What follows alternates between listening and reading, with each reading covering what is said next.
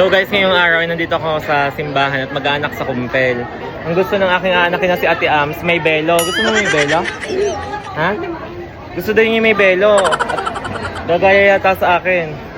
Nung binigyan ng kumpilan, may belo din. Ha? Gusto mo may belo? Ayaw? Siyempre kasama ko si Kalab TV. Hello guys!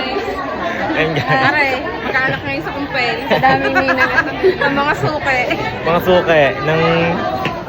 Ayun guys, hindi ko alam kung nasaan na sinakulot ang kaluluwa nila. Kulot! Picture! Picture!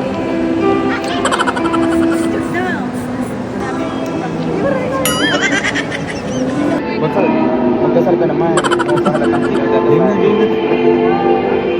Mag-isang ka ng kape, hindi mo na kung anakin mo. Kanino daw makakapit? Adin eh. Gusto daw ni Ate Ams na kabelo. Sabi ko dun sa bigay belo, nasa nung bela ko?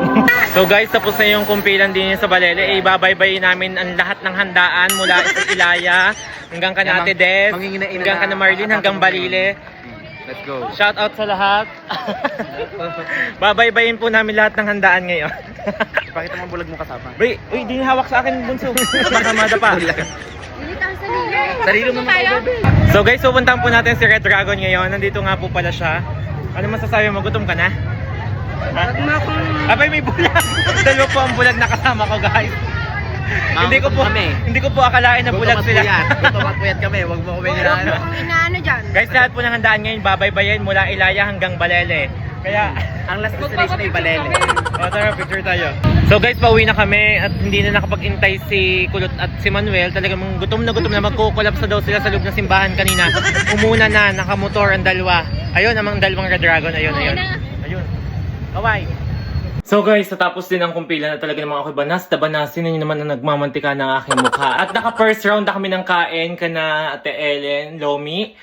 At napakasarap na Lomi ni ng Edna Lopez. At saka susunod naman ay kana Ate Des, kapatid ni Gaba. Talaga namang babaybay namin lahat ng handaan ngayon dahil kami napagod doon. At na kami nagkanda gutom-gutom sa taga. Babaybay namin. Ano kayang handa ni na Ate Des? Balita ko may Shanghai, sana ako'y pinagtira. Favorite ko pa naman yun. At ang pinakalas ay kana Marlene sa barangay Balele.